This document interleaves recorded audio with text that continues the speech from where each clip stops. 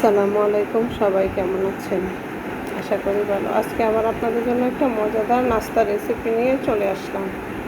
এখানে আমি সুজি আগে থেকেই 1 কাপ গরম পানি দিয়ে ভিজিয়ে রেখেছিলাম। আমাদের লাগবে সুজি, লাগবে আলু। সিদ্ধ আলুটাকে আমি গ্রেট করে নিয়েছি যাতে কোনো দানা না থাকে। আর লাগবে পাঁচফোড়ন, স্বাদ মতো লবণ, ধনিয়া পাতা, কাঁচামরিচ কুচি। আসলে জালটা যার যার রুচি মতো। আমার যেহেতু বেবি আছে তাই আমি বেশি জাল দিচ্ছি না, আপনারা আপনাদের পছন্দ মতো জাল দিতে পারেন। এখন আমি সব উপকরণ একসাথে দিয়ে দেবো। আলু, গ্রেটেড আলুটা,